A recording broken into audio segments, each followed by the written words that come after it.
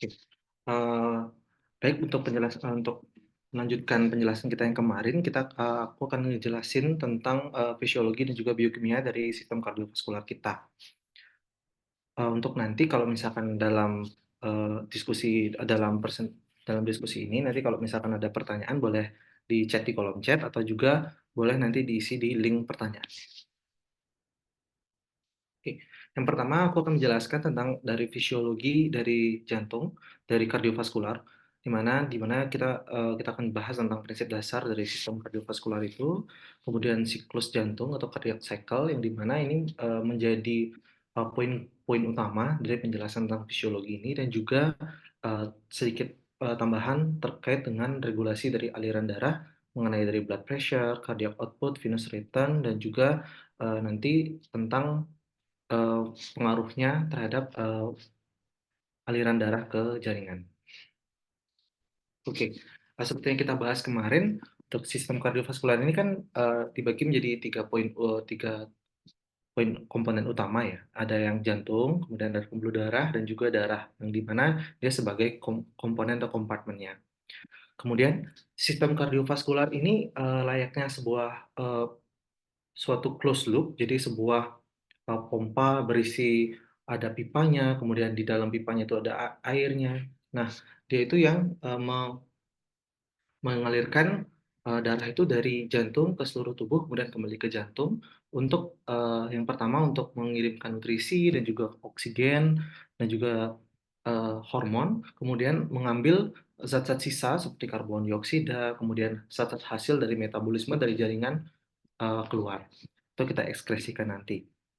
Eee, di mana fungsi lainnya itu adalah mempertahankan lingkungan yang sesuai, di semua, jaringan tubuh untuk kelangsungan hidup dan fungsi sel yang optimal. Jadi, di sini sistem kardiovaskular ini juga memiliki fungsi regulasi ya, di mana, apabila, jumlah cairannya, kemudian bagaimana tingkat keasaman atau pH di suatu jaringan itu akan diatur sama juga dengan si kardiovaskular. Nah, kemarin kita udah membahas terkait dengan, gimana sih anatomi dari bentuk dari jantung itu, dan juga kemarin aku sempat jelasin juga terkait, gimana sistem, jantung itu, dari histologinya, otot jantung itu berbeda, dia striated, kemudian berinti sel satu, juga bercabang-cabang, dan juga di sana ada intercalated disc.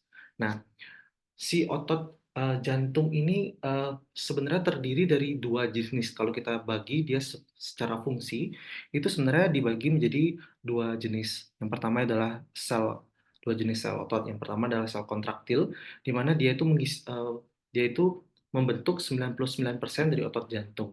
Dia itu, dikatakan dia tidak bisa membentuk suatu potensial aksi, jadi dia secara dari namanya kontraktil, dia memang bersifat, mengontraksi dari jantung itu sendiri. Kemudian ada sel yang disebut dengan otoritmik, di mana dialah yang memiliki peran dalam memproduksi dari potensial aksi itu sendiri. Seperti yang kemarin aku jelasin, yang dapat menghasilkan suatu potensial aksi atau yang dapat, sebagai sumber kelistrikan dari jantung itu ada SA node, ada AV node, bundle of His, dan juga sel Purkinje fibers. Jadi keempat-empatnya itu bisa sebenarnya sebagai sel otoritmik, cuma yang utamanya itu adalah SA node. Nah, di sini juga, dari kemarin aku juga jelasin dari secara histologi di otot sel kontraktil itu juga, terhubung dengan adanya junction atau pertemuan itu yang disebut dengan intercalated disc, di mana dia yang bertugas, membuat kontraksi itu berjalan seirama. Seperti itu ya, teman-teman. Oke, yang pertama kita akan bahas terkait dengan potensial aksi, gimana kelistrikan dari jantung itu sendiri. Nah, kelistrikan dari jantung itu, dari sel tadi aku bagi menjadi 2, di mana dari pacemaker potensial yang menghasilkan potensial aksi dan juga nanti dari cardiomyocyte action potensial, kayak gitu. Nah, keduanya itu dipengaruhi oleh, sel-sel ion, maaf maaf, ion Na+, ion K+, dan juga Ca2+. Sodium, potasium, dan juga, kalsium ya di sini ya.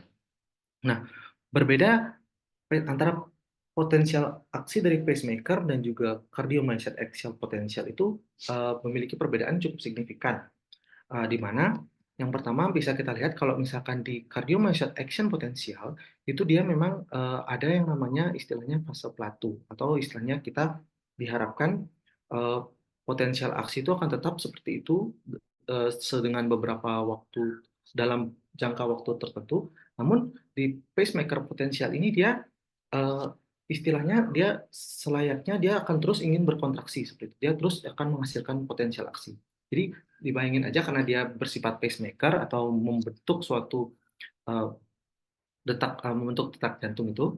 Jadi dia memang didesain untuk terus tereksitasi, terus berdepolarisasi sehingga dia itu akan menghasilkan suatu potensial aksi yang akan disalurkan ke kardiomyosit atau otot jantung yang bersifat kontraktil tadi.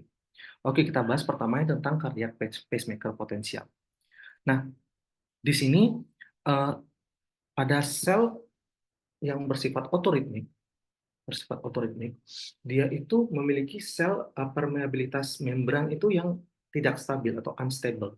Jadi kalau misalkan kita bandingkan pada sel-sel yang lain, ketika kalau misalkan pada otot skeletal gitu misalkan, dia itu akan berkontraksi pada saat adanya potensial aksi dari saraf.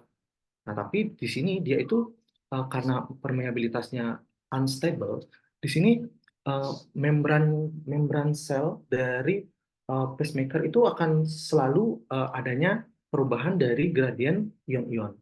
Nah, di sini yang memiliki peran penting itu adalah ion Na+, di mana ion Na+ ini dia itu selayaknya kalau secara normalnya K+ itu lebih banyak daripada Na+ di dalam sel. Nah, apabila terjadi masuknya Na+ ke dalam sel itu akan merubah potensi menjadi depolarisasi sel itu. Sehingga pada cardiac pacemaker itu karena dia unstable, jadi nggak ada yang menyetop hal itu, dia itu kalau sudah mencapai suatu membran potensial kurang dari 60 milivolt, itu dia akan masuk ke dalam intrasel Na+ itu. Secara pelan-pelan dia akan masuk, kemudian pada titik tertentu ketika mencapai suatu threshold atau mencapai suatu batas, mencapai batasnya itu di negatif 40 milivolt, itu akan terjadi terbukanya kanal ion Ca2+ yang menyebabkan suatu rapid influx. Jadi Ca2+ itu masuk secara tiba-tiba, sehingga terjadinya depolarisasi di sana. Terjadinya depolarisasi itu menyebabkan terbentuknya potensial aksi. Kemudian karena sudah terbentuknya potensial aksi, nanti potensial aksi itu akan menyebar ke seluruh jantung. Kemudian akan terjadi repolarisasi, yaitu K+ atau potasium yang ada di dalam sel itu akan keluar ke dari sel sehingga menyebabkan uh, membran potensial ini turun. Namun di cardiac pacemaker ini membran potensialnya itu tidak akan dia itu tidak akan turun melebihi dari negatif 60. Kalau misalkan melebihi hal itu, maka si uh, Na+ ini akan sulit untuk masuk sehingga dapat terjadi masalah dari kelistrikan jantung gitu. Secara simpelnya kayak itu. Jadi kalau aku boleh simpelkan lagi, intinya si cardiac pacemaker ini itu dia akan terus kemasukan Na+ secara pelan-pelan, kemudian pada suatu titik tertentu Ca2+ langsung naik, sehingga menyebabkan terjadinya depolarisasi pada sel otoritmik itu, sehingga menyebabkan terbentuknya potensial aksi. Nah, sel otoritmis ini memiliki kecepatan detak yang berbeda-beda. Jadi aku sebutin tadi sel otoritmik itu ada SA node, AV node, bundle of His, dan juga Purkinje. Dia itu punya kecepatannya berbeda-beda. Kalau di SA node kecepatannya 60 sampai 100 bits per menit, kemudian AV node 40 sampai 60 bits per menit, dan juga di bundle of His dan Purkinje, yaitu kecepatannya bisa 20 sampai 40 bits per menit. Jadi sekarang pertanyaannya, apakah dia itu selalu berasal dari SA node? Harapannya memang selalu. Seperti yang aku jelasin kemarin, kalau misalkan SA node terjadi suatu masalah yang menyebabkan dia itu tidak bisa menimbulkan kardiak pacemaker potensial, maka dia itu dapat dialihkan oleh AV node. Tapi karena AV node itu memiliki uh, kontraktilitas yang lebih rendah atau kecepatannya itu lebih rendah, maka dia itu akan menjadi dia itu nggak maksimal kontraktilitasnya kayak gitu. Oke, sampai sana. Selanjutnya akan kujelasin tentang cardiomyocyte exit potensial. Jadi setelah tadi adanya potensial aksi di S anode, kemudian S anode ini akan menyebarkan seluruh impuls seluruh potensial aksinya itu ke seluruh lapang atrium, kemudian akan masuk ke AV node. AV node akan menyebarkan ke dalam bundle of His. Bundle of His akan melebar jadi left bundle branch dan right bundle branch. Kalau kalian ingat di anatomi, kemudian dia akan menyebar ke sel Purkinje dan menyebabkan suatu uh, kontraksi kayak gitu.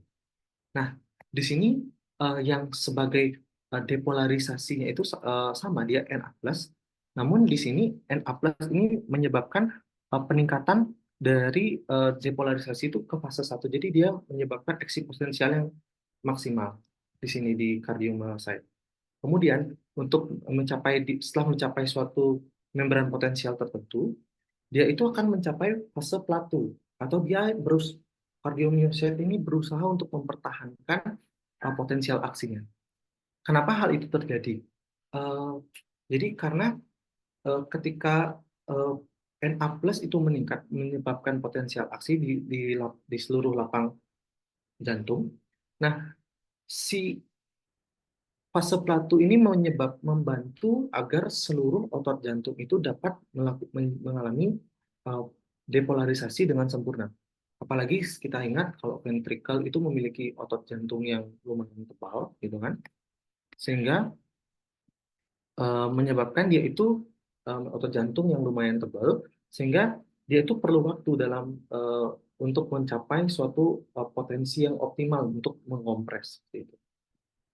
Sehingga dia itu dengan adanya itu, makanya pada saat fase plateau ini jumlah Ca2+ yang masuk dan juga K+ yang keluar itu jumlahnya sama, sehingga dia itu akan dipertahankan, sehingga pada saat terjadinya kontraksi maka yang terjadi adalah Ca2+ kanalnya tutup, jadi dia nggak masuk lagi, K+-nya yang akan keluar, sehingga akan terjadi suatu resting potensial. Jadi dia ada fase istirahatnya di sini. Kalau kita lihat dari gambar yang tadi, di sini dia nggak ada fase istirahatnya. Malah kita harapkan pacemaker jangan sampai istirahat. Kalau sampai istirahat, maka nggak ada yang memberikan potensial aksi, jadi orang itu meninggal kayak gitu. Oke. Nah, seperti yang aku jelasin tadi, setelah tadi si S anode memberikan suatu potensial aksi yang menyebar ke seluruh lapang atrium, dia itu untuk membuat suatu kontraksi itu berjalan dengan baik, itu memiliki 3 kriteria. Yang pertama, eksitasi dari kontraksi atrium harus mendahului ventricle. Jadi kalian teman-teman lihat di sini kan S anode itu dia kalau mau menyebarkan potensial aksinya itu dia harus melalui AV node untuk sampai ke ventricle. Jadi di sini dia nggak serta-merta kalau dari S anode langsung ventricle dan atrium itu berdetak bersama, enggak. Jadi atrium itu harus berdetak duluan. Kenapa demikian? Karena atrium itu yang bertugas menerima darah dari sistemik maupun dari pulmonal. Nah, atrium ketika dia kontraksi itu dia akan memiliki cukup waktu untuk mengisi ventricle sebelum terjadinya ventricle kontraksi, kayak gitu. Jadi memang di sini atrium itu harus mendahului dari ventricle. Gitu teman-teman. Kemudian lanjut, eksitasi otot jantung harus terkoordinasi sebagai kesatuan pompa. Jadi maksudnya itu adalah nggak ada yang dia itu setelah dia kontraksi, setelah atrium kontraksi, kemudian kan dia harus ada fase filling, baru ada si ventricle kontraksi. Jadi nggak bisa serta-merta si ventricle berdetak sendiri, si atrium berdetak sendiri. Jadi ada nama kondisi penyakitnya yang menyebabkan pompa itu tidak berjalan secara simultan kayak gitu. Kemudian atrium dan ventricle harus terkoordinasi secara fungsional, dan memang harus ya, karena kan dia itu kalau dari atrium yang menyebarkan potensial aksinya, kemudian kalau si ventricle yang disebarkan itu juga harus terhubung secara fungsional. Nah, eksitasi dari atrial dan juga ventricle itu dibantu oleh interatrial pathway dan internodal pathway. Untuk interatrial pathway itu yang ini teman-teman, kalau dari gambar kita lihat ada posterior tract, ada thorels, kemudian ada anterior tract, ada Bachmann bundle, ada middle tract, ada Weckenbach Reichenbach tract. Nah, itu untuk eksitasi dia ke atrial karena SA node ada di atrium sebelah kanan, maka dia akan menyebarkan potensial aksinya itu kan ke atrium sebelah kiri. Kayak gitu. Kemudian internodal pathway, jadi antara SA node dan juga AV node itu harus ada dia itu ada jalannya, ada bundle of his, kemudian ada maksudnya ada sambungannya kemudian untuk mencapai ventricle AV node yang akan menyebarkan ke bundle of his, kemudian ke left dari bundle branch, kemudian akan disebarkan ke Purkinje fibers. Oke. Sampai saat itu aman ya? Oke, izin lanjut ya. Oke, sekarang kita akan bahas tentang cardiac cycle. Uh, ini gambarnya memang terlihat cukup rumit ya, karena di sini ada lima, sorry, maaf, ada enam yang dilihat dari cardiac cycle itu. Ada aortic pressure atau tekanan dari aorta, ada atrial pressure, ada ventricular pressure, ventricular volume, ada volume ventricle, gambaran EKG atau gambaran kelistrikan jantungnya, dan juga fonokardiogram atau suara jantungnya. Kayak gitu. Oke, kita akan bahas satu-satu. Jadi cardiac cycle ini apa sih, Kak? Jadi cardiac cycle ini adalah satu siklus di mana jantung itu dari awalnya dia menerima darah hingga memompa sampai akhir dia memompa darah kemudian akan menerima lagi. Jadi secara gamblangnya kayak gitu cardiac cycle. Karena kan jantung kita tuh bakal terus berdetak ya teman-teman. Jadi dia menerima jantung menerima darah dari vena cava, inferior dan juga superior. Kemudian dia itu akan memompa ke seluruh tubuh dan juga ke systemic circulation dan juga pulmonary circulation gitu. Nah, siklus jantung itu secara garis besar itu terdiri dua, ada sistolik dan juga diastolik. Sudah aku tulis di slide di mana sistolik itu adalah fase pada saat jantung itu kontraksi, benar-benar squeeze atau benar-benar uh, memompa, di mana terjadi pengosongan isi dari uh, jantung itu. Jadi darah itu disebarkan ke seluruh tubuh dan juga ke pulmoner. Kemudian fase diastolik itu adalah fase pengisian dan juga fase relaksasi dari jantung. Setelah dia mengalami kontraksi, dia rileks. Pada saat rileks, si jantung itu akan diisi darahnya itu baik dari sistemik maupun dari pulmoner. Nah, untuk fase dari cardiac cycle itu di beberapa sumber ada yang bilang 5, ada yang bilang 7. Itu sebenarnya sama aja, tapi aku di sini pakai yang 7 ya, karena dia menjelaskannya itu lebih lebih lebih luas kayak gitu. Jadi fasenya itu terdiri dari atrial contraction, kontraksi atrium, kemudian ada isovolumetric contraction, kemudian rapid ejection dari ventrikular, kemudian reduced ejection dari ventrikular, kemudian isovolumetric relaxation, ada rapid ventricular filling dan reduced ventricular filling. Kita akan bahas satu-satu ya teman-teman. Oke, seperti yang sudah aku jelasin tadi, ketika potensial aksi dari SA node itu akan disebarkan ke seluruh lapang atrium, maka dia akan memulai cardiac cycle yang pertama yaitu atrial contraction, di mana dia itu bertugas mendepolarisasi atrium sehingga dia menjadi dalam fase kontraksi. Pada EKG, hal ini sesuai dengan gelombang P. Kalau misalkan kita lihat gambar yang tadi, coba teman-teman lihat di gambaran elektrokardiogram yang warna hijau, ini yang dimaksud dengan gelombang P. Jadi terjadinya kontraksi dari atrium. Nah, apabila atrium itu kontraksi, apa sih yang terjadi, Kak?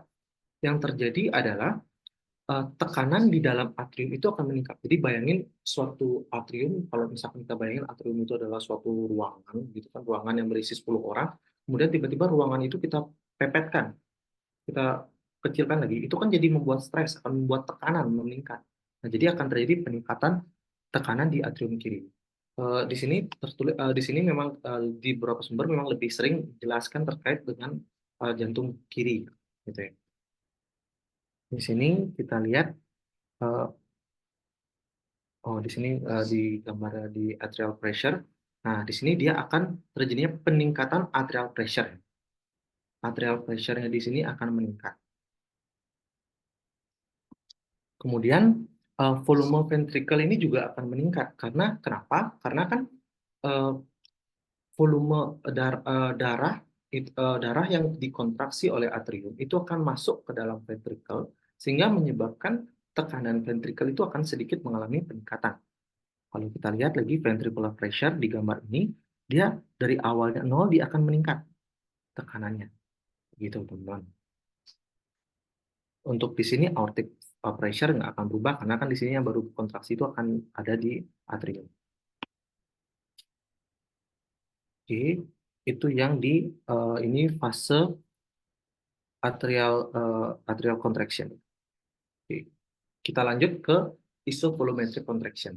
Nah, isovolumetric contraction itu kenapa namanya isovolumetric? Karena pada saat ini terjadi setelah kontraksi dari atrial itu akan menyebabkan darah itu akan masuk ke dalam ventricle.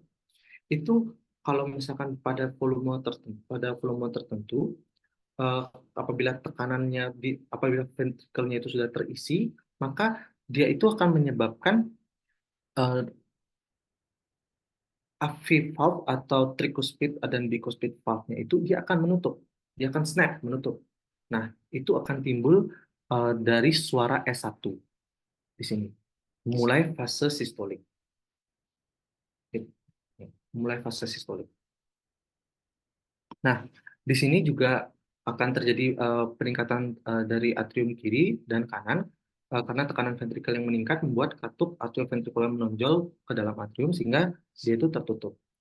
Nah, pada fase ini uh, ventricular pressure akan mulai meningkat pada isovolumetric contraction, kemudian suara S1 akan muncul, kemudian ventricular volume akan mencapai titik tertingginya. Jadi dia memang karena dia sudah tertutup semuanya, bayangin, jadi ventricle itu akan penuh terisi darah.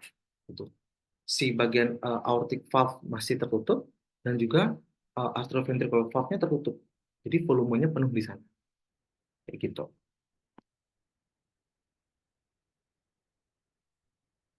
Oke, kemudian aku lanjut ke rapid ventricular ejection. Nah, ketika darah itu sudah penuh di dalam ventricle, itu tekanan ventricle yang di sana, kita lihat gambarnya lagi, ventricular pressure itu kan akan meningkat di sini, dia akan meningkat. Pada suatu ketika ventricular pressure itu meningkat, maka tekanan dari ventricle itu akan sama dengan tekanan dari aorta sehingga menyebabkan katup aorta dan pulmonalis itu akan membuka. Ketika tekanannya itu sudah sama, habis terus dia lewat ketika terjadi kontraksi, itu akan menyebabkan aorta dan pulmonalis itu terbuka katupnya.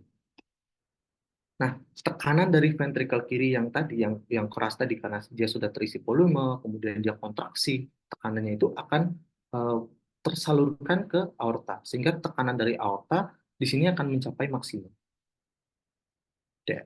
Dia sudah mencapai maksimum di ejection. Oke. Oke. Kemudian pada saat yang sama volume darah di dalam ventrikel kiri itu akan menurun tajam karena dia dikontraksi dia keluar. Jadi semua volume darah-darah yang ada di ventrikel itu keluar.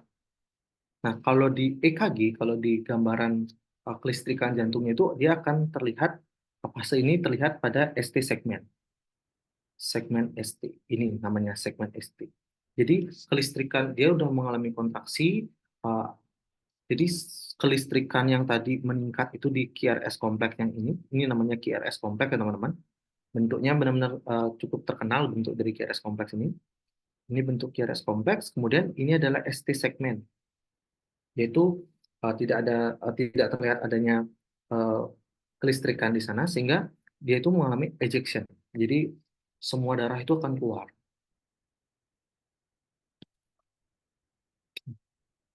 Kemudian cycle yang selanjutnya ini yang keempat itu ada reduced ventricular ejection, di mana pada fase ini pada EKG itu akan terlihat gelombang T.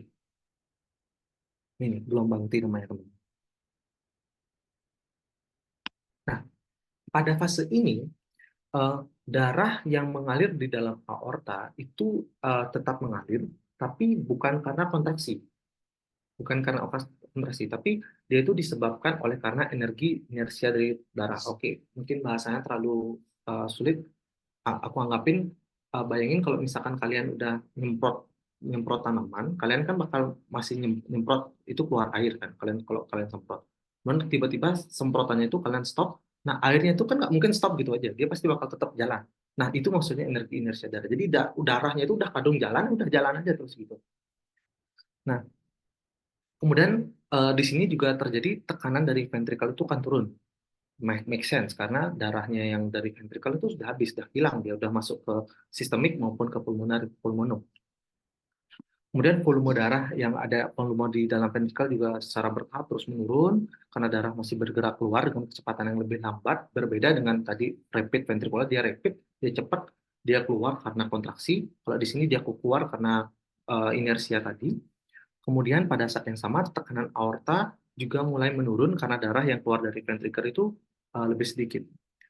Untuk tekanan dalam atrium itu akan mulai meningkat karena atrium itu akan terus mengumpulkan darah yang akan digunakan selama siklus digunakan pada siklus jantung sebelumnya. Jadi pada saat yang sama si ventricle itu darahnya udah keluar, si atrium itu akan terisi oleh darah, baik dari superior vena cava dan inferior vena cava pada atrium kiri maupun pada atrium kanan, itu dia akan terisi dari uh, vena pulmonum kayak gitu.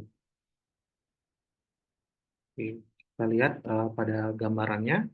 Nah, di sini uh, tadi yang dia dia pada EKG-nya itu dimulainya gelombang T. Ini dia gelombang T, teman-teman. Gelombang T, ventricular volume-nya benar drop di sini. Drop. Benar hilang, habis karena darahnya udah keluar. Kemudian uh, di sini untuk ventricular pressure juga mulai drop, aortic pressure, dan di sini juga aortic pressure-nya juga akan turun. Kayak gitu. Nah, reduced ventricular ejection ini merupakan batas sebelum kita akan memasuki cardiac cycle selanjutnya, yaitu fase diastolik atau fase yang tadi kita bilang pengisian. Nah, selanjutnya cardiac cycle itu ada isovolumetric ventricular relaxation. Jadi pada saat ini si ventricle itu akan relaksasi. Jadi dia udah kontraksi udah selesai, dia akan relaksasi. Nah, pada saat ini diastol itu mulai. Nah, pada EKG, fase ini itu terlihat dengan adanya gelombang T. Berakhirnya gelombang T. Kita lihat.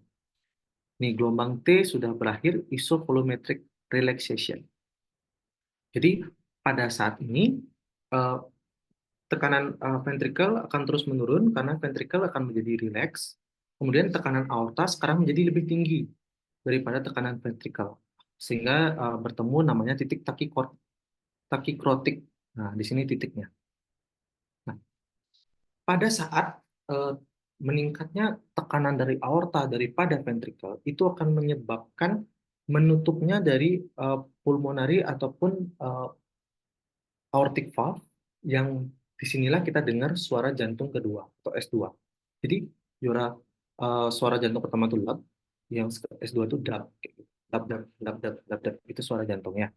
Nah, eh, sebagai catatan, katup aortanya akan menutup lebih dahulu daripada katup pulmonum. Sehingga sebenarnya kalau dibilang suara jantung itu, sebenarnya suara jantung kedua S2 itu, dia itu ada dua suara.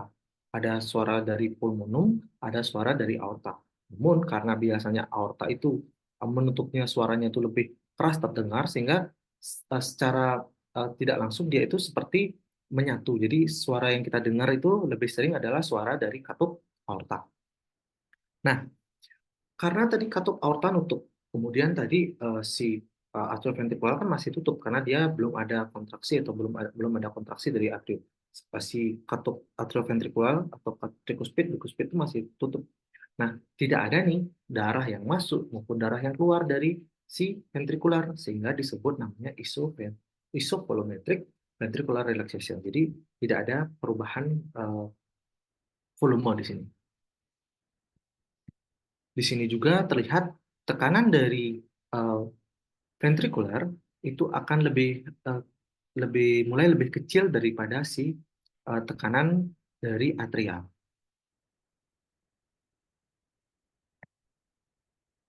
Oke. Kemudian fase yang terakhir yaitu adalah rapid ventricular filling. Dua terakhir, yang pertama adalah rapid ventricular filling, fase yang keenam itu ketika tekanan atrium melebihi tekanan ventrikel di sini. Ya, teman-teman. Tekanan atrium akan melebihi tekanan dari ventrikel.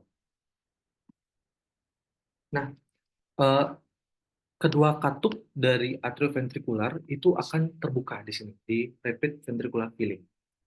Kedua ventrikel akan mulai terisi dengan cepat dengan darah dari atrium, dengan tekanan atrium itu akan pelan-pelan dia mulai akan turun. Jadi tanpa adanya kontraksi pun, karena perbedaan tekanan ini, si darah yang dari atrium ini akan masuk ke dalam ventrikel secara pasif, artinya dia memang akan terbuka aja, dia akan masuk gitu aja, darahnya itu akan membanjiri ventrikel. Nah, setelah itu ini akan mulai fase yang terakhir atau yang disebut reduced ventricular filling atau diastasis, di mana pada fase ini darah yang tadi terisi dari prepit, kemudian pada fase ini masih terisi juga. Nah, sebagian besar darah yang mengisi ventrikel itu menggunakan cara ini. Dia jadi bukan serta-merta harus kontraksi dulu atrium baru darah itu masuk, enggak. Jadi dia itu secara pasif darah itu akan masuk ke dalam ventrikel. eh, Dikatakan 80% darah itu akan masuk, kemudian sisanya itu akan menggunakan atrial contraction, kontraksi atrium. Sehingga pada fase ini eh, pengisian ventrikel secara pasif, kemudian tekanan aorta akan turun di sini. Gambarnya, oh, ya, di sini. Diastasis, tekanan aorta turun, ventricular pressure mulai akan meningkat, atrial pressure masih mulai meningkat, ventricular volume di sini kita lihat ventricular volume akan mulai meningkat karena darahnya itu kan terisi secara pasif tadi. Jadi aku bilang tadi 80% sama 20%. Nah, di sini adalah mulai mitral valve opens, dia akan mulai mengisi dari ventricle, kemudian di sini dia akan meningkat oleh karena kontraksi. Kalau dibandingin jumlahnya itu lebih banyak yang pasif 20%.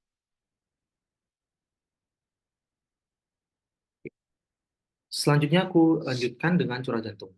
Jadi tadi kita udah belajar nih tentang gimana kelistrikan jantung. Jantung itu gimana sih dapat kok bisa dia berdetak sendiri gitu loh. Kenapa? Apakah dia dari otak ternyata enggak? Dia ternyata dari S anode kan gitu kita belajar tadi.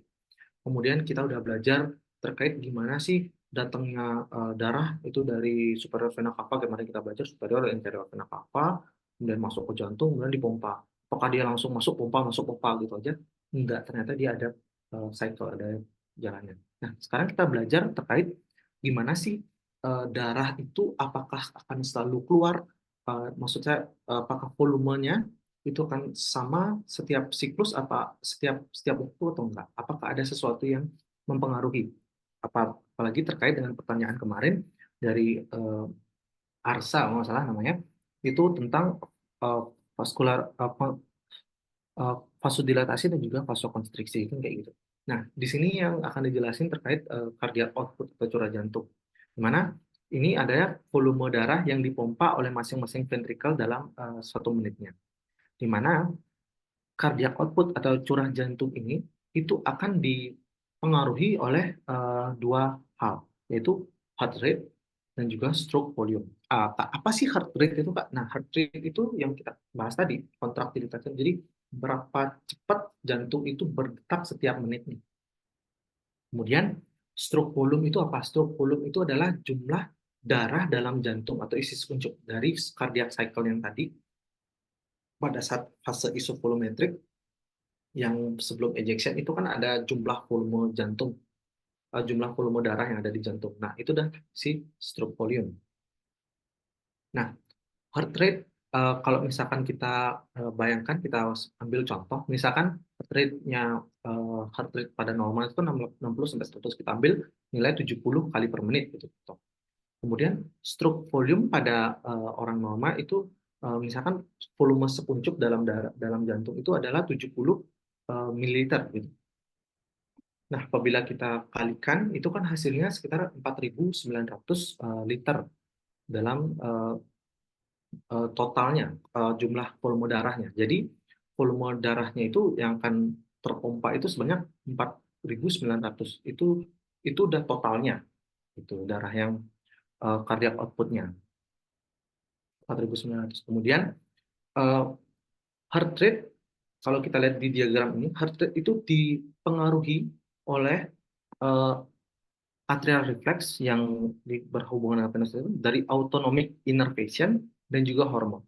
Mungkin teman-teman ingat kemarin di anatomi kita belajar kalau jantung itu ada dari cardiac plexus, dia itu ada hubungan terkait dengan sympathetic nerve dan juga parasympathetic nerve. Nah, ini hubungannya itu ada di sini.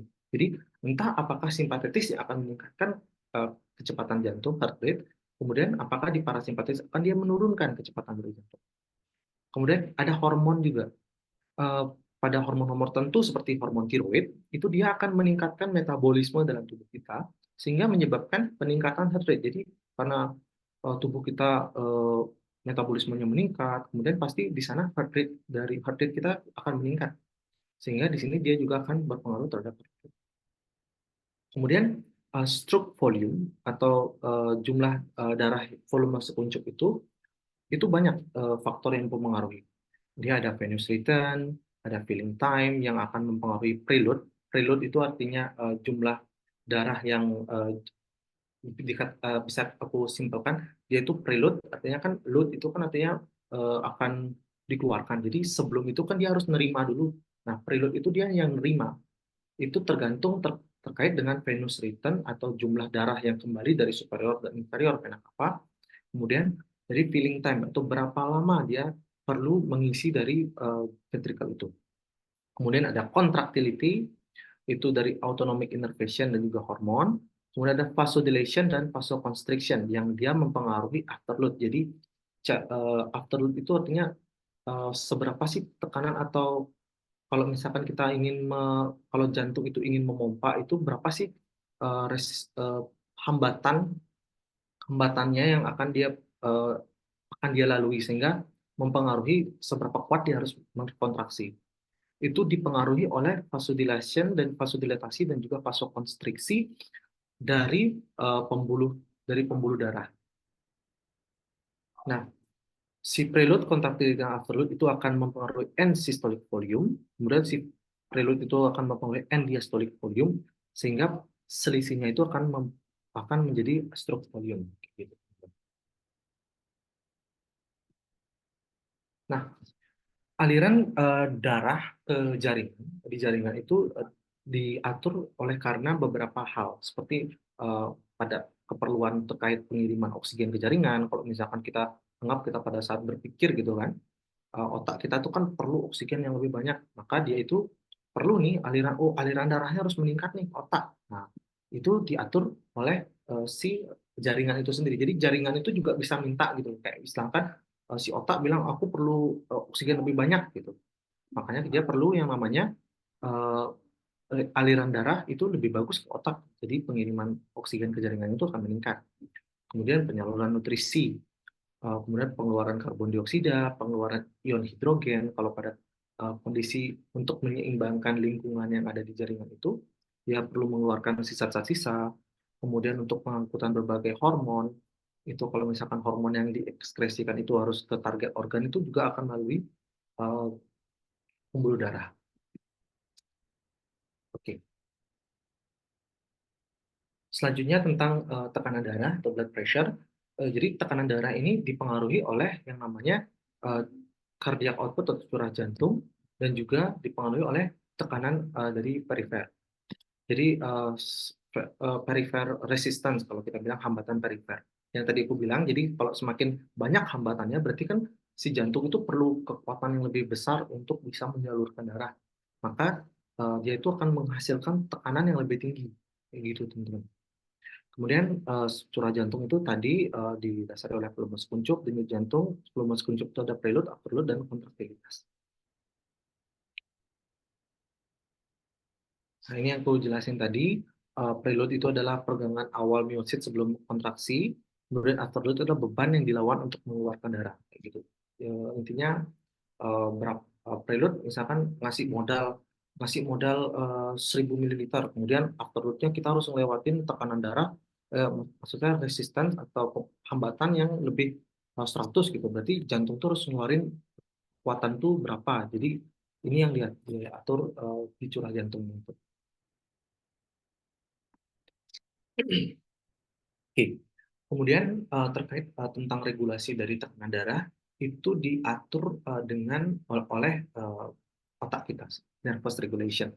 Jadi yang mengatur itu yang paling penting itu adalah systemic nervous system, sympathetic nervous system yang tadi yang tentang vasokonstriksi itu. Nah, kemudian ada juga yang namanya baroreseptor. Jadi untuk mengatur tekanan darah di dalam tubuh kita, kalau misalkan kita lagi perlu tadi kemarin aku bilang perlu perfusi ke jaringan atau penyaluran darah ke jaringan itu lebih banyak, itu eh, ada namanya baroreseptor. Jadi untuk mengetahui apakah tubuh kita ini perlu meningkatkan tekanan darah apa enggak.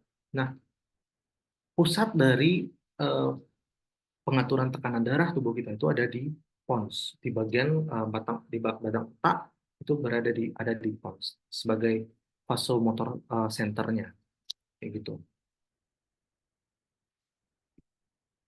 Nah, blood pressure regulation ini diatur seperti yang disebutkan tadi, diatur oleh tiga, ada neural controls, ada hormonal controls, dan juga local controls. Jadi kalau neural controls, entah apakah dia itu akan dari sympathetic nerves yang akan melepaskan norepinephrine yang menyebabkan vasokonstriksi sehingga meningkatkan tekanan darah, atau dia vasodilator, di mana neuron itu akan melepaskan nitric oxide yang akan mempengaruhi uh, smooth muscle yang ada di arteri sehingga merubah ukuran dari intraluminal arteri kayak gitu. Kemudian dia ada hormonal controls dari ada epinefrin, angiotensin 2, vasopresor yang dihasilkan itu juga dapat mempengaruhi dari besarnya pembuluh darah kita. Untuk intraluminalnya akan dipengaruhi oleh si hormon controls. Kemudian juga ada local controls, baik adanya misalkan kayak tadi terkait karena jaringan, misalkan dia perlu oksigen lebih banyak karena terjadi hipoksemia gitu kan, maka si tubuh itu akan merubah ukuran dari pembuluh darah kita. Gitu. Apakah yang diperlukan itu tekanannya atau jumlah darahnya? Gitu. Entah dia vasokonstriktor atau dia vasodilator. Gitu.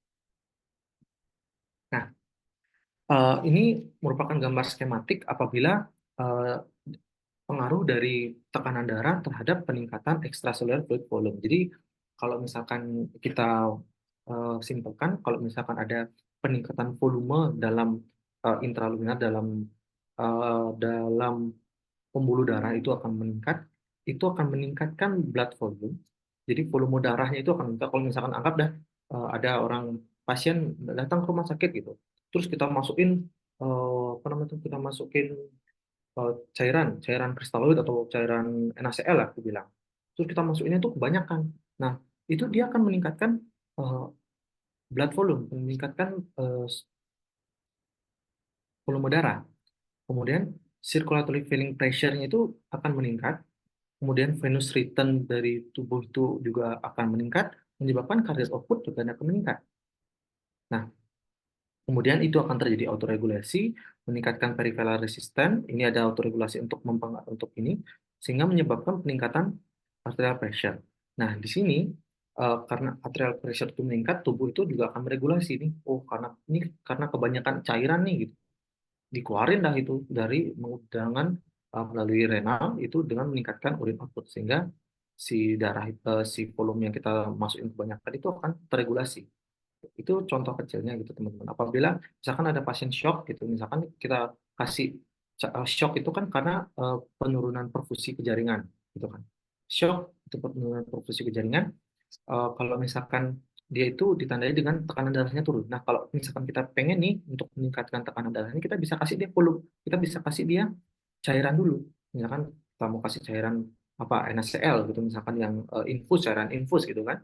Itu kita harapin untuk meningkatkan tekanan darah sehingga perfusi ke jaringan itu akan meningkat. Nah, di sini juga ginjal juga memiliki apa namanya pengaruh terhadap tekanan darah kita.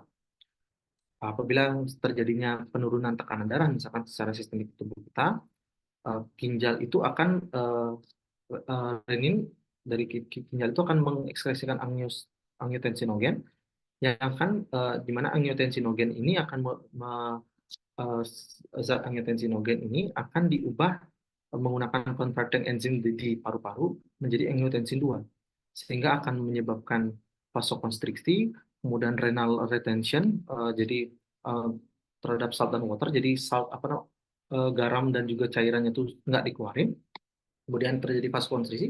Jadi kan kita belajar kalau volumenya itu ditingkatin, kemudian di sini pembuluh darahnya dikecilin, berarti kan nanti darahnya itu akan tekanannya akan meningkat di intraluminal. Jadi meningkatlah increase arterial pressure kayak gitu. Kemudian di sini juga ada pengaruhnya terkait salt intake atau uh, makan makanan garam, makanya di mana makanan garam itu akan meningkatkan extracellular volume karena kondisi pada pembuluh darah kita itu karena kita makan garam itu kan jadi hipertonis, jadi kan darah itu cairan itu akan masuk uh, ke dalam pembuluh sehingga menyebabkan peningkatan arterial pressure. Oke. Oke. Itu slide terakhir terkait fisiologi. Mungkin dari teman-teman ada yang ingin ditanyain sebelum aku lanjut ke biokimia.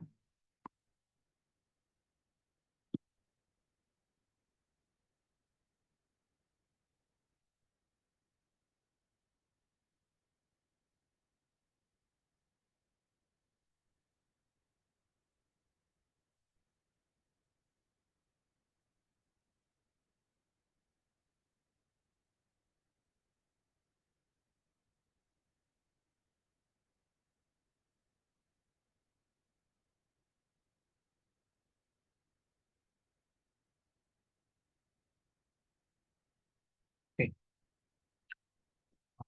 mungkin dilihat ini.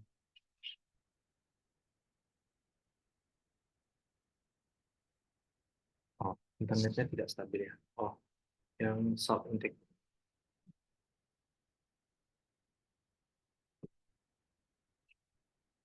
Oh ya, ini ada pertanyaan dari Hugo. Blood pressure regulation yang salt intake tadi gimana Kak? Soalnya internet saya tidak. Oh ya. Jadi tadi yang aku jelasin kalau misalkan kita makan garam yang meningkat itu kan. Jadi kan jumlah sodium yang ada dalam tubuh kita dalam uh, intraluminal atau dalam pembuluh dalam darah itu akan meningkat juga.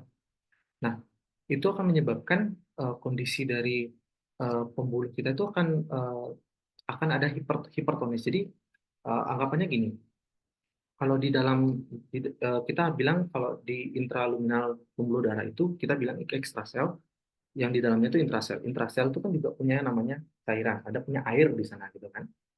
Kemudian di sini di pembuluh darah itu kita tingkatin nih apa namanya tuh salt kita tambahin garam makanan yang bergaram gitu kan kita tingkatin salt intake. Kemudian karena hipertonis maka eh, air itu kan akan bergerak dari hipotonis ke hipertonis gitu kan untuk menyeimbangkan gitu kan. Nah, itu akan terjadi peningkatan dari extracellular volume. Extracellular volume itu akan meningkat. Jadi volume darah itu secara nggak langsung dia akan meningkat.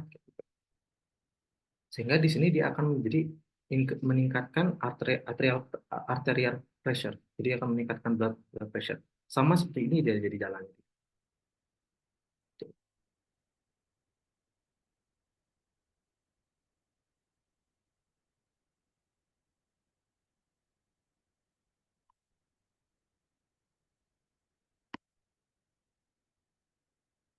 Kayak gitu.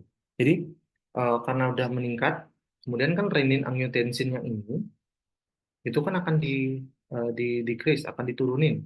Retensi dari garam dan juga air akan diturunin. Kemudian karena udah garam udah dikeluarin, cairan udah dikeluarin, maka nanti extracellular volume-nya kan akan normal, makanya nanti blood pressure-nya akan normal. Jadi tiga ini nih berhubungan, itu maksudnya. Hubungannya itu sama ini. Aman ya, logo ya?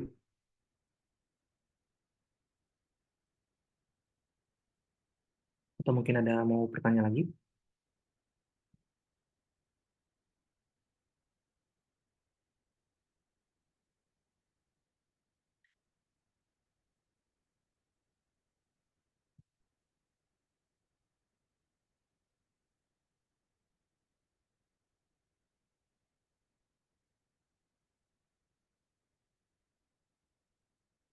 Mungkin intinya secara gampang itu adalah apapun yang menyebabkan peningkatan volume di dalam intraluminal atau di dalam pembuluh darah kita. Jadi meningkatkan volume darah itu entah kamu kasih air, entah kamu tambahin masukin garam ke dia karena terus nanti cairan yang dari intrasel itu akan masuk ke intravaskular, akan masuk ke ekstraseluler, akan masuk keluar ke ekstraseluler yang pada mana ini dia akan masuk ke pembuluh darah itu akan menyebabkan volumenya dia meningkat. Kalau volume udah meningkat, eh, arterial pressure-nya dia akan meningkat. Hubungannya volume dengan eh, tekanan darah itu yang ini. Volume meningkat, increase blood volume, increase ventricular filling pressure, kemudian meningkatkan venous return, cardiac output meningkat, meningkatnya juga arterial pressure-nya. Karena kan tadi blood pressure itu ada hubungannya dengan cardiac output eh, dan juga ini eh, resistance perifer, SVR, resistance perifer. Kemudian kalau misalkan cardiac outputnya yang kita tingkatin, kemungkinan blood pressure kan akan meningkat juga gitu. Karena dia memang sebanding gitu, peningkatannya.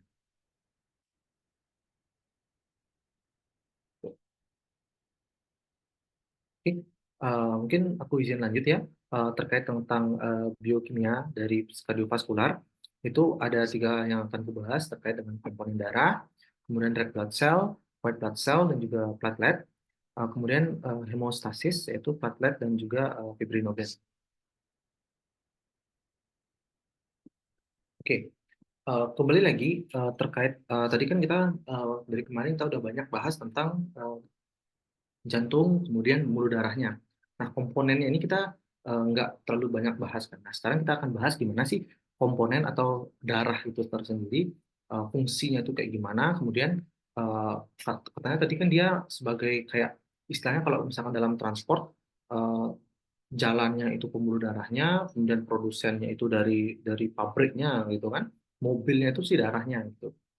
Nah, fungsi darah ini ada banyak teman-teman. Karena pertama dia kan ada kita ingat ada pulmonum circulation, sirkulasi ke paru. Itu kan dia akan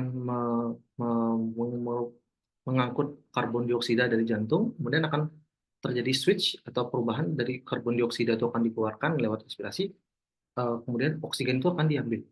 Nah, dia fungsi pertamanya itu adalah mengangkut oksigen dari paru-paru ke jaringan dan juga mengangkut karbon dioksida dari jaringan ke paru-paru untuk dikeluarin. Kemudian di sini dia juga berfungsi untuk mengangkut makanan dari usus ke jaringan atau ke sel. Terutama apalagi kalian ingat teman-teman kalau di anatomi si pembuluh darah itu ada yang ke mesenteric artery yang kemarin itu yang dari lambung, kemudian dari usus halus, kemudian dari usus besar itu kan dia menampung nutrisi-nutrisi makanan kan terutama yang di usus halus itu dia akan dibawa oleh pembuluh darah dengan darah ini dengan pengangkutnya itu membawa makanannya itu akan ke jaringan. Kemudian dia juga berfungsi sebagai ekspresi itu mengangkut sisa-sisa metabolisme dari jaringan ke ginjal, entah urea, asam urat, air itu dari kulit dan usus. Kemudian ada fungsi regulasi tentang keseimbangan air dan juga suhu tubuh. Apalagi tadi yang aku jelasin terkait tentang air tadi yang peningkatan volume dalam darah itu diatur juga oleh si darah ini. Dia juga bersifat untuk meregulasi suhu tubuh, kemudian keseimbangan asam basa, pengangkutan hormon, koagulasi sebagai sebagai proteksi terkait dengan infeksi karena dia itu juga mengandung antibodi, antitoksin, sel darah putih gitu kan. Nah, sebagian besar dari fungsi dari darah ini sebenarnya dilakukan oleh plasma. Nah, apa itu plasma akan kita bahas selanjutnya. Oke, kalau kita ambil darah kita, misalkan kita ambil darah kita di sini, kita ambil darah atlet, jebret, kemudian kita wadahin ke dalam botol wadah gitu kan. Kemudian kita sentrifugasi, kita kocok, kita sentrifugasi untuk bisa dia itu terpisah komponennya. Nah, kalau kita kocok gitu, kita putar-putar, nah darah itu akan terpisah teman-teman. Ada yang plasma, ada baviko, dan ada eritrosit. Nah, sebagian besar komponen darah itu terdiri dari plasma, berisi dari plasma, 55%. Nah, dari plasma itu 7% itu adalah protein seperti albumin, plasma immunoglobulin, fibrinogen, protein regulasi. Kemudian 1% itu adalah larutan lain atau waste, ada elektrolit seperti natrium, kalium, kemudian ada organic nutrient, kemudian ada organic waste atau yang akan dibuang seperti urea gitu kan, 1%. Kemudian 92%-nya itu air. Jadi plasma itu isinya kebanyakan air. Kemudian 45% itu adalah eritrosit atau sel darah merah dari total blood. Kemudian kurang dari 1% itu adalah leukosit dan juga platelet atau trombosit kita sebut. Nah, kita bahas yang pertama komposisi seluler. Kenapa disebut komposisi seluler? Karena dia sebenarnya sel, gitu, teman-teman. Walaupun sel darah merah itu dia nggak punya inti sel, tapi dia termasuk sel. Nah, ini jumlah normalnya, yaitu kalau di sel darah merah itu 5 kali 10 pangkat 6 mikroliter, kemudian sel darah putih 7 kali 10 pangkat 3 mikroliter, dan trombosit 3 kali 10 pangkat 5 mikroliter. Atau kalau di sana trombosit itu biasanya kita hitungan dalam bentuk ratusan, itu 300 kali 10 pangkat 3 mikroliter. Gitu. Biasanya kita hitungan dalam ratusan. Nah, tapi angka ini sebenarnya bervariasi, teman-teman. Apalagi teman-teman kalau misalkan mau ngambil uh, surat dari hasil laboratorium gitu kan, dia itu punya range, punya rentang sebenarnya. Tapi secara normalnya itu jumlahnya segini, kayak gitu. Apakah dia tuh bisa meningkat, Kak? Apakah bisa menurun? Bisa. Misalkan pada sel darah merah, kalau misalkan terjadi hemolysis, gitu, misalkan dia rusak gitu, darah itu dia akan jumlah red blood cell-nya akan turun. Apalagi yang paling kita terlihat itu adalah jumlah hemoglobinnya akan turun. Nanti kita akan bahas apa tuh hemoglobinnya. Kemudian sel darah putih ini apakah bisa menurun, bisa meningkat? Juga bisa. Kalau misalkan menurun, misalkan terjadi leukopeni pada kasus-kasus pada kasus keganasan gitu, misalkan dia bisa terjadi leukopenia atau penggunaan obat-obat yang apalagi obat-obatan yang sitotoksik atau misalkan dia menggunakan kemoterapi, ya itu lebih sering kita ketemu leukopeni dia. Jadi pembentukan sel darah putihnya itu terganggu. Atau meningkat sel darah putih juga bisa, apalagi pada kasus-kasus infeksi, kemudian pada kasus-kasus inflamasi yang kronik. Inflamasi itu artinya peradangan ya teman-teman. Itu yang kronis itu juga leukosit akan meningkat. Kemudian trombosit itu bisa meningkat, bisa menurun apalagi pada kasus sekarang demam berdarah itu trombosit itu bisa menurun jumlahnya. Kemudian juga dia bisa meningkat apabila terjadi suatu uh, pembekuan darah atau pada luka, dia kan perlu banyak itu, dia bisa meningkat. Oke, pertama kita bahas itu adalah plasma. Di mana plasma ini dia itu adalah bagian cairan dari darah yang dipisahkan sel dengan cara sentrifugasi. Aku jelasin tadi. Jadi dia kalau darah kita ambil darah di sini terus kita putar dengan sentrifugasi, itu dia akan terpisah. Maka yang bagian cairan itu akan menggumpal di bagian atas. Nah, salah satu karakteristik dari plasma ini adalah mudah menggumpal. Kenapa? Karena dia itu memiliki coagulation factor. Dia juga bisa clot, dia itu bisa menggumpal karena ada faktor koagulasinya di sana. Plasma yang menggumpal ini akan menghasilkan serum. Jadi sebagai tambahan, mungkin tambahan aja sih. Kalau misalkan serum itu kenapa dulu orang-orang menyebut plasma itu serum itu karena dia tuh kelihatan seperti cairan dari susu yang menggumpal yang dibuang dalam pembuatan keju. Jadi kalau buat keju kan ada kayak gumpalannya itu, nah mirip dah kayak plasmanya ini. Karena dulu dibilang dengan nama serum, menghasilkan serum itu ya. Oke. Selanjutnya aku bahas terkait komponen sel yang pertama setelah plasma. Tadi ada eritrosit, komponen yang terpaling besar itu, di mana eritrosit ini atau sel darah merah ini merupakan penyumbang 40-50% dari volume darah total. Jumlah sel normalnya itu ada sekian. Kemudian Dia itu bentuknya tuh kayak kantong. Jadi kalau teman-teman lihat kancing baju, kalau kancing baju yang lama itu ya, kancing baju gitu kan, kalau lihat bentuknya itu tuh bentuk sel, kalau misalkan di zoom-zoom dengan mikroskop itu dia dia tuh kayak ada cekungan gitu di tengahnya gitu. Dia itu tidak memiliki inti sel, kemudian dia itu tidak ada proliferasi atau dia itu tidak berubah-ubah bentuknya. Kemudian atau dia itu juga membran selnya itu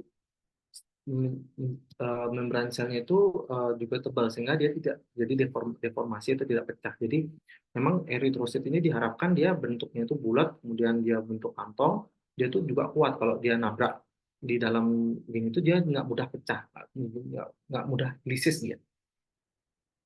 Nah, bentuknya itu dikatakan cakram konkav dengan diameter sekian, mungkin kalian bisa lihat baca, dengan waktu paruh hidup 120 hari. Jadi sel darah merah ini normalnya dia akan berjalan keliling tubuh kita itu selama 120 hari.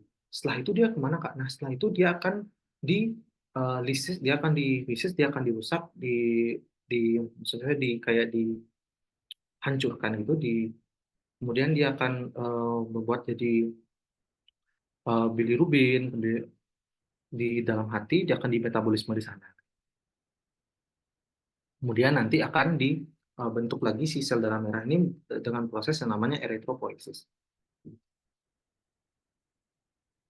Nah, kenapa sih bentuk dari sel darah merah atau eritrosit ini kayak cekung, kayak cakram, cakram yang kita bilang di sini cakram bikonkav? Karena harapannya itu dia memaksimalkan fungsi utamanya dia, yaitu adalah mengangkut oksigen, oksigen yang diangkut. Karena dia memiliki komponen utamanya dia itu adalah hemoglobin. Nih, hemoglobin ya. Di mana dia itu menggunakan glukosa sebagai energi untuk metabolisme untuk makan, kemudian anaerobik metabolisme, dia menggunakan metabolisme anaerobik, di mana jumlah oksigen yang harus dibawa oleh si eritrosit itu adalah kurang lebih 600 liter setiap harinya. Tuh, bayangin, eritrosit itu punya kerja utama itu adalah mengangkut oksigen. Kemudian si hemoglobin atau pembentuknya dari eritrosit ini dia rantai molekulnya itu memiliki empat tangan. Jadi setiap rantai alfa dan juga pada satu pada rantai beta dia itu untuk fungsinya itu tugasnya itu adalah memegang molekul oksigen. Jadi satu hemoglobin itu uh, punya kemampuan mengikat 4 molekul oksigen. Selanjutnya ada leukosit. Kemudian di sini jumlah totalnya itu sekitar sekian 7.000 mikro 7 pangkat 3 mikroliter, ya 7 pangkat 3 mikroliter. Nah, si leukosit ini punya berbagai jenis bentuk. Ini aku udah cariin di beberapa sumber. Ada bentuk neutrofil. Neutrofil ini nama lainnya adalah polimorfonuklear. Kemudian ada eosinofil, ada basofil, ada monosit, kemudian ada limfosit. Kemudian dia juga ada sel plasma atau bentuk lain dari leukosit ini yang terutama berada di saluran getah bening. Kemudian dia juga ada monosit dalam jaringan yang akan berubah menjadi makrofag yang memiliki fungsi untuk fagositosis. Nah, ini. Jadi fungsi utama dari leukosit ini adalah fungsi pertahanan. Fungsi pertahanan terhadap penjajah asing.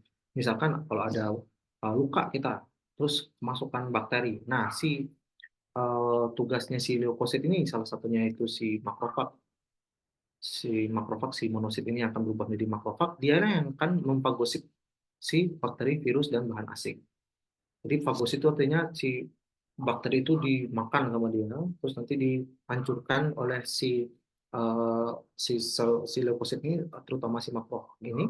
Juga setelah dia berhasil melisiskan bakteri itu, dia akan mengeluarkan antigen. Dia akan untuk merekrut teman-temannya yang lain, terutama si neutrofil, karena dia neutrofil ini termasuk imun respons yang pertama keluar. Gitu. Nah, si neutrofil makrofag ini akan berjalan ke jaringan-jaringan itu, terutama apabila ada luka itu dia akan bisa melewati jaringan itu. Dia itu dengan respon kemotaksis. Jadi ada respon kimia yang menyebabkan dia itu terekrut atau datang ke site tempat infeksi itu sendiri. Bahan kimia itu berupa antigen atau eh, bahan yang di luar tubuh kita, itu dapat berupa racun, produk jaringan yang meradang, produksi reaksi komplement, dan produk pembekuan darah, itu dia akan terekrut di sana. Kemudian respon dari leukosit ini sangat cepat, jadi kalau misalkan kita luka gitu aja sekitar 1 jam itu juga si leukosit ini juga akan datang gitu untuk memfagosit bakteri-bakteri yang masuk.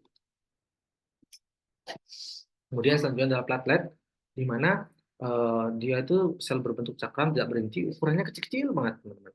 Kalau dibandingin sama si ini sel darah merah, ini leukosit, maaf, yang ini ya, yang kecil-kecil ini si platelet itu. Nah, diameternya itu 3 sampai 4 mikrometer. Kemudian dengan volume sekian, jumlah sel itu kurang lebih 250.000 pada normalnya. Kemudian waktu sirkulasinya itu 10 hari. Eh, Nah, dia itu memiliki fungsi sebagai eh, kalau misalkan terjadi luka, untuk menutup lukanya itu si plateletnya yang punya kerjaan, yang punya tugas duluan. Nah, si platelet ini mengandung protein aktin dan miosin yang berkontraksi ketika trombosit diaktifkan. Nah, seperti itu. Kemudian si trombosit ini juga diaktifkan oleh stimulasi minimal yang menyebabkan dia itu dapat teragregasi, dia itu bisa menempel, terus berubah bentuk. Kalau ini kita lihat, misalkan pada fase normalnya itu dia berbentuk bulat kayak gini, kemudian diinisiasi karena ada luka gitu kan, dia itu akan terinisiasi, dia akan berubah bentuk nih, dia akan numpuk-numpuk gitu, dia akan menempel. Nah, dia itu juga punya kemampuan untuk merangsang trombosit lain. Jadi kalau misalkan dia udah tertempel, kemudian dia ngeluarin rangsangan, nah trombosit yang lain itu juga akan mengumpul. Nah, sehingga membentuk, kalau misalkan ada luka, terbentuk platelet plug untuk mencegah agar darah itu keluar banyak, kayak gitu. Dia juga dapat menstabilkan sumbatan trombosit dengan mengkatalis reaksi koagulasi yang mengarah pada pembentukan fibrin. Nah, fibrin ini uh, berasal dari si fibrinogen dari si plasma. Nah, berikut merupakan uh, proses dari agregasi. Pertama, ada adesi trombosit, di mana lokasi cedera, adanya paparan elemen jaringan ikat, misalkan kolagen, itu akan membuat permukaan buatan dan dengan membentuk trombi atau gumpalan. Kemudian akan terjadi agregasi trombosit yang disebabkan oleh faktor-faktor tadi, sehingga menyebabkan melepaskan isi sel, uh, sehingga menyebabkan uh, si trombosit ini akan teragregasi kayak itu, dia akan menumpuk kayak itu untuk membentuk protein plat. Kemudian bersama dia akan dengan reaksi koagulasi akan membentuk pembentukan fibrin dibantu oleh fibrinogen. Oke. Aku lanjutin setelah komponen selnya itu di dalam plasma. Tadi kan aku jelasin dalam plasma itu ada ada protein, ada organic waste, kemudian ada organic nutrients, kemudian juga ada air. Nah, proteinnya itu apa sih yang ada di plasma, Kak? Nah, proteinnya itu ada proteinnya itu adalah merupakan suatu asam amino, asam poliamino yang yaitu heterogen, sederhana dan juga terkonjugasi, yang jumlahnya itu paling melimpah itu ada albumin, gamma globulin, dan juga fibrinogen. Sebagian besar protein-protein yang ada dalam plasma ini disintesis oleh hati. Mungkin teman-teman udah dijelasin ya sama eh, dari pertemuan sebelumnya terkait dengan gastrohepatobiliary system. Nah, ini si protein-protein di pembuluh darah ini di pembuluh darah ini dibentuk oleh si hati. Nah, dia ini akan larut dengan plasma, dia akan travel, dia akan berkeliling ke seluruh tubuh. Nah, jumlah yang paling banyak itu si albumin. Nah, kecuali si imunoglobulin, nanti itu akan disintesis oleh sel plasma. Karena dia bersifat gini, bersifat untuk sistem pertahanan tubuh kita. Imunoglobulin. Nah, fungsinya itu apa? Ya, fungsinya itu adalah mempertahankan tekanan osmotic fluid atau COP, kemudian ada pH untuk mempertahankan eh, keasaman, kemudian keseimbangan elektrolit. Nah, apa sih tekanan osmotic fluid ini? Jadi maksudnya itu adalah yang aku jelasin tadi terkait dengan hipertonis dan juga hipotonis yang antara intrasel dan juga ekstrasel, itu yang membuat dia seimbang itu si protein ini.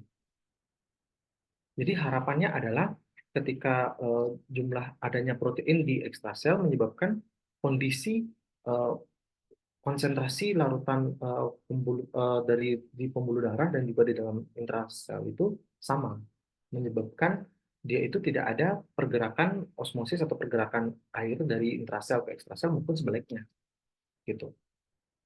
Kalau misalkan terjadinya peningkatan eh, konsentrasi itu apalagi yang di ekstrasel itu akan menyebabkan cairan itu akan keluar. Sehingga kalau semakin lama semakin keluar terus, maka si sel itu akan mengalami kreatinasi, teman-teman. Jadi cairan yang ada dalam sel itu akan keluar semua, menyebabkan si sel itu nggak punya air, nggak punya cairan lagi, nggak punya air lagi. Gitu. Jadi si protein ini punya tugas untuk mempertahankan tekanannya itu. Nah, kemudian terakhir kita akan membahas tentang hemostasis terkait dengan hemostasis itu hemo artinya darah, stasis artinya eh, diam kayak gitu. Jadi untuk beda dengan yang kemarin aku bilang homeostasis untuk keseimbangan darah, kalau homeostasis ini untuk memberhentikan eh, secara gamblang itu intinya biar darah tuh nggak keluar gitu. Kalau misalkan ada luka, ada tissue injury, itu dia tuh darah itu nggak keluar banyak, sel darah merahnya nggak keluar banyak. Jadi apabila terjadinya vascular injury, kemudian eh, si apa namanya pembuluh darah itu kan dia ada sel endotelnya itu dia eh, itu akan terpapar terpapar tidak tisu factor. Kemudian pada awalnya untuk mempertahankan hemostasis itu darah itu tubuh itu akan mencoba untuk mengecilkan intralumina untuk vasokonstriksi. Harapannya itu biar si darahnya itu nggak banyak keluar untuk mengecilkan. Jadi anggap kalau misalkan dia ukuran dari lukanya segini, kalau di vasokonstriksi kan jadi lebih kecil deh. Harapannya kayak gitu.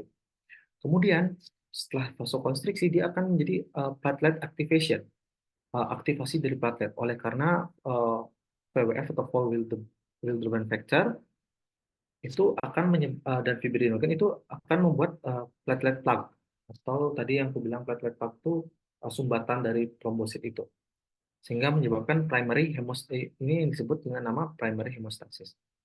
Kemudian, tissue factor ini akan menginisiasi coagulation cascade atau pembentukan koagulasi yang dibentuk oleh trombin, di mana trombin ini akan menginisiasi fibrinogen dan juga fibrin menyebabkan uh, blood clot, pembentukan clotting atau pembentukan pembekuan darah kayak gitu. Sehingga si bagian di sini itu dapat ditutup, jadi nggak mencegah biar sel darah merah itu nggak keluar banyak. Kemudian dengan bantuan dari plasmin atau protein plasmin ini dia akan menyebabkan fibrinolysis sehingga menyebabkan clot degradation. Jadi pada saat si tisunya itu, atau jaringannya itu sudah membentuk jaringan parut atau dia sudah menutup, itu si clotting atau pembekuannya harus dihilangin dong, nggak boleh dia bertahan lama-lama di sana sehingga terjadinya fibrinolysis atau clot degradation.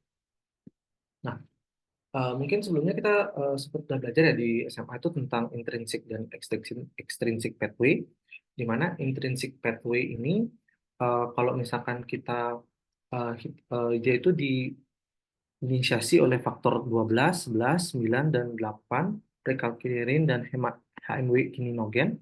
Nah, jadi uh, si intrinsic pathway ini eh, gunanya kita mengetahui gimana sih kondisi intrinsic pathway pada orang itu dengan menghitung activated partial thromboplastin time untuk melihat apakah intrinsic pathway-nya dia itu ada bermasalah atau enggak gitu. Terutama apabila pada pasien dalam yang mengkonsumsi obat-obatan yang pengencer darah seperti heparin, warfarin, kemudian dia juga ada penyakit lupus, itu juga akan dapat memperpanjang dari APTT. Jadi darahnya itu sulit untuk mengalami clotting. Gitu. Kemudian juga ada extrinsic pathway, di mana itu dilihat dengan cara untuk menghitung dengan prothrombin time untuk mengetahui waktu pembekuan dalam hitungan detik dari campuran dari pembekuan darah itu. Uh, untuk extrinsic pathway ini ada faktor 5, 10, 13, dan 2 atau prothrombin dan juga fibrinogen.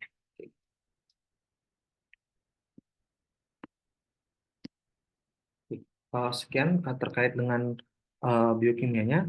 Jadi secara aku summary, aku simpulin, jadi secara Eh, Darah itu terdiri dari plasma, kemudian blood eritrosit, dan juga ada leukosit dan juga platelet 1%-nya itu.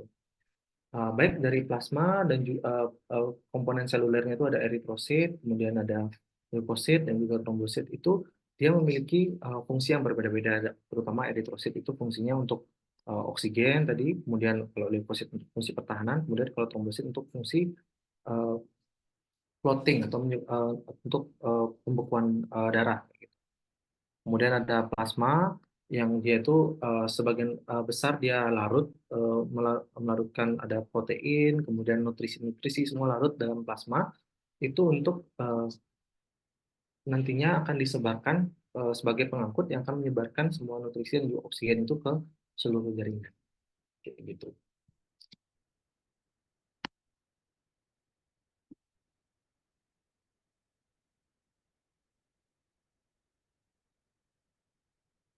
Mungkin dari teman-teman apakah ada yang mau ditanyain?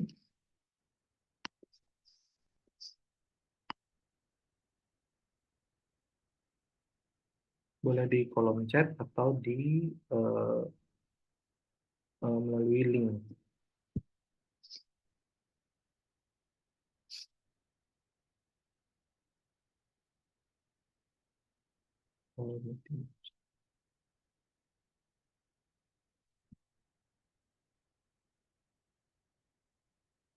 Oh, ini juga udah bergabung Arsa ya. Halo Arsa.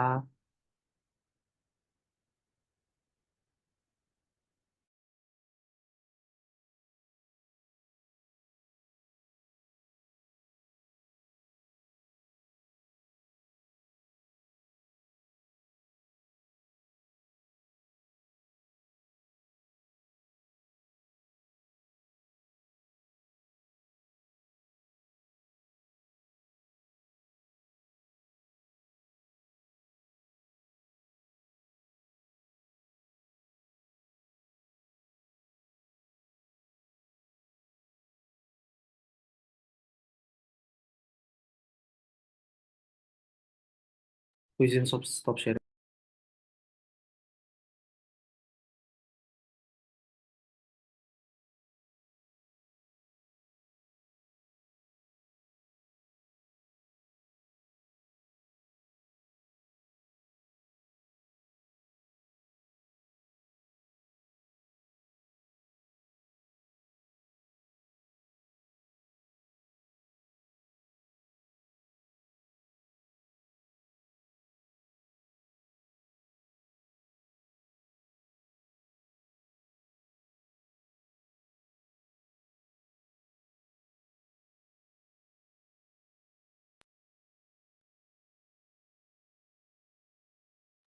Oke, ini ada pertanyaan dari Hugo ya terkait dengan pada fase vasokonstriksi tekanannya akan meningkat, soalnya di vasokonstriksi dia mengecil. Eh, ini untuk Hugo mungkin pertanyaannya terkait dengan vasokonstriksi pembuluh darah ya, berarti kan ya. Apakah tekanan dari tekanan darah itu akan meningkat? Jawabannya iya, karena kan nih kalau aku mungkin aku izin share screen lagi ya.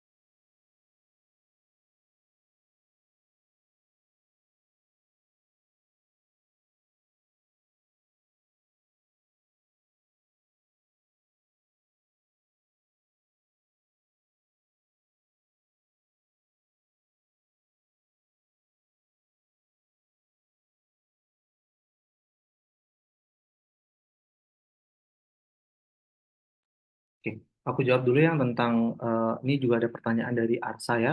Pak, kalau untuk pathway, kenapa ion bikarbonat lebih dipakai untuk ngedarin CO2 itu kenapa ya? Oke, aku jawab dulu yang punyanya Hugo. Itu pertanyaannya itu terkait dengan vasokonstriksi gitu ya. Nah, iya, jadi jawabannya memang eh, untuk tekanan darahnya itu akan meningkat, iya, karena vasokonstriksi. Jadi anggapannya itu karena dari ininya tuh mengecil kan, apa namanya itu untuk pembuluh darahnya itu mengecil, vasokonstriksi, itu kan dia menyebabkan eh, volumenya itu di dalam itu tetap banyak. Jadi kan dia tuh berusaha untuk hitungannya kita anggapannya gini. Kalau ada selang diisi air gitu kan, kalau kita dia kecilkan lagi lumennya itu kan dia airnya itu kan keluar lebih keras gitu kan dia jadinya.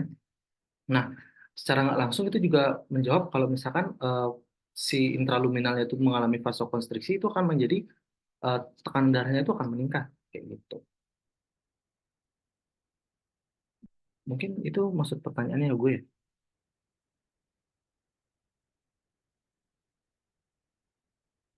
Ya, jadi gitu. Jadi intinya eh, balik lagi ke eh, yang di sini. Jadi tekanan darah itu dia itu dipengaruhi oleh curah jantung tadi terkait volume sekuncur, kemudian denyut jantung dan juga terkait dengan resistansi perifer atau hambatan di perifer. Kalau di perifernya itu vasokonstriksi berarti kan dia akan meningkatkan hambatannya. Jadi jantung itu kan berusaha untuk memompa lebih keras gitu. Jadi sehingga dia itu menyebabkan eh, tekanannya itu akan meningkat gitu sih.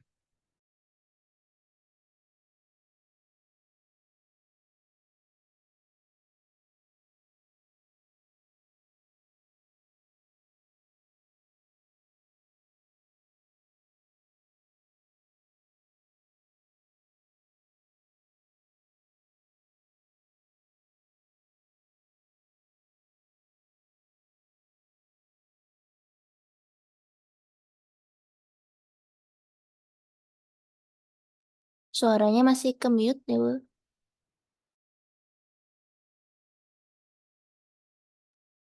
Oh ya, mohon maaf. Ini untuk di pathway yang untuk kembaliin karbon dioksida dari jaringan ke paru-paru ya maksudnya Arsa atau gimana?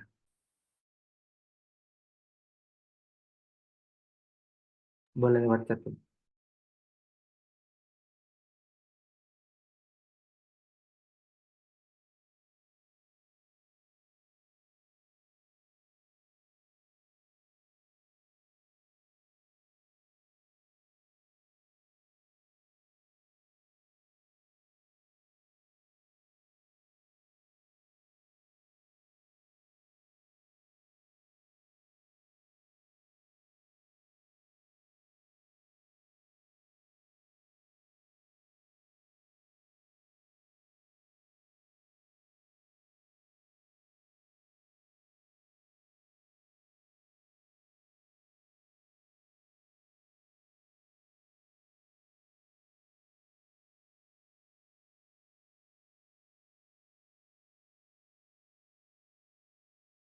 Oh ya, ya karena kenapa jadi aku izin jawab ya kenapa dia pilihannya itu di ion eh, di ion bikarbonat mungkin itu lebih akan dijelasin ya di penjelasan paru tapi secara nggak langsung dia itu ada sistem di istilahnya tuh di eh,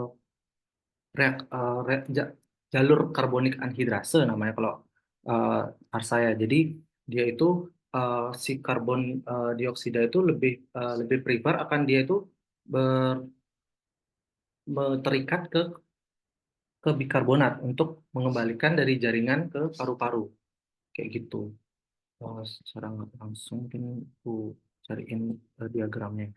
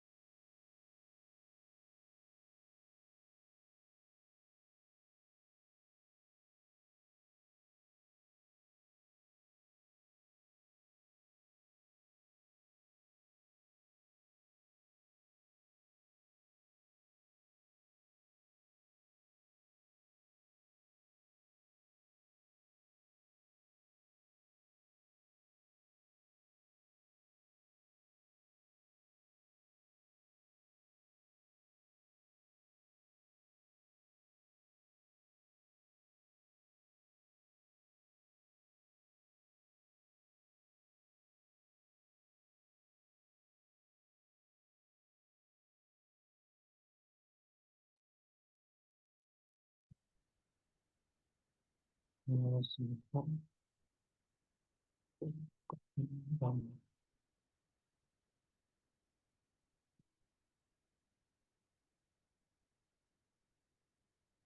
Sebentar nih kok share screen-nya nggak bisa.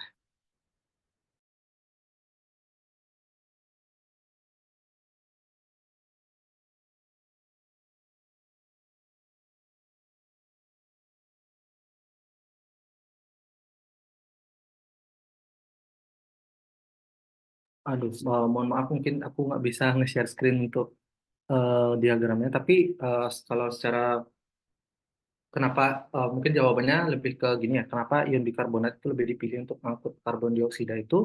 Karena yang pertama kan yang pertama itu solubilitasnya itu ya lebih tinggi. Jadi karbon dioksida itu dalam bentuk gas tidak mudah larut dalam darah. Jadi untuk konversi CO2 menjadi ion bikarbonat itu meningkatkan kelarutan dalam darah dan memungkinkan transportasinya itu jadi lebih efisien. Jadi karena dia itu lebih larut, itulah istilahnya kalau dalam bikarbonat itu, makanya dia lebih eh, dia itu lebih larut dengan ion bikarbonat kayak gitu. Kemudian ion bikarbonat ini juga kan sebagai buffer ya. Kalau misalkan ada dari pH, kemudian dari tingkat keasaman itu dia juga lebih pH untuk menjaga pH darah itu lebih stabil gitu. Makanya dia lebih ke gini. Kalau hubungannya ke afinitas, mungkin kalau ke afinitas aku belum baca lebih lanjut ya, apakah nanti dia berhubungan terkait dengan ionnya, ikatan ionnya atau gimana. Tapi setauku dia memang lebih ke sifat dari kelarutannya dan juga kalau misalkan si CO2 itu dia lebih bagus untuk buffernya. Jadi untuk si HCl3-nya itu karena dia buffer sistemik itu dia lebih eh, istilahnya kalau misalkan ada peningkatan CO2 itu dia lebih gampang untuk menjaga pH darah itu tetap stabil kayak gitu sih.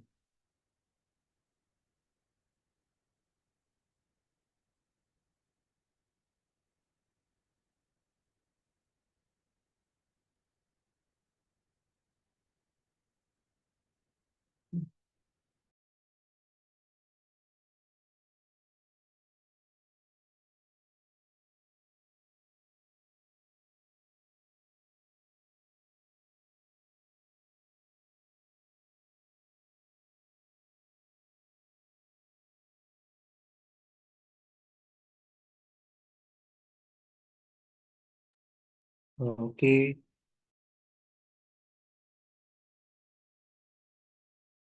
oke sepertinya Hugo tadi keluar ya. Mungkin ada pertanyaan lagi dari Arsa atau gimana? Mungkin terkait afinitas tuh nanti aku coba cariin jurnal kalau misalkan memang dia ada hubungan terkait afinitas ya. Mas tahu sih karena itu sih tentang masalah ke kelautan, kemudian masalah ke proses reaksi mungkin kalau seingatku ya. Enggak, tidak ada pertanyaan lagi. Mungkin aku juga mau sedikit sharing juga terkait mungkin untuk selagi mengisi waktu juga terkait anatomi. Kemarin juga anatomi, eh, histologi, kemudian fisiologi dan juga biokimia. Di ini kan semua kita ini FK Unit semua kan? Ini semua FK Unit. Jadi kalau misalkan nanti lebih diperdalam lagi teman-teman, kalau misalkan sebenarnya di Biomedik satu itu dia gini, dia tuh lebih memang cukup banyak materinya, cukup apalagi dia tuh memang membahas tentang anatomi, fisiologi, kemudian histologi dan juga biokimia dari semua sistem organ. Istilahnya tuh kalau aku bilang semua materi yang dari 7 semester tuh memang dimempatkan di Biomedik satu, cuma eh, asalkan teman-teman itu megang konsep sama yang penting-penting dulu sebelum kalian masuk ke lebih dalam, itu juga akan membantu untuk pelajaran nantinya gitu sih. Dia apalagi tentang tadi tentang siklus kardiak itu memang sering banget itu jadi pertanyaan dan juga itu nanti dasar kalian memahami terkait kondisi-kondisi misalkan kalau udah masuk di fase koas kayak aku itu lebih ngerti sih gimana terkait dengan penyakit dari pasien kayak gitu sih.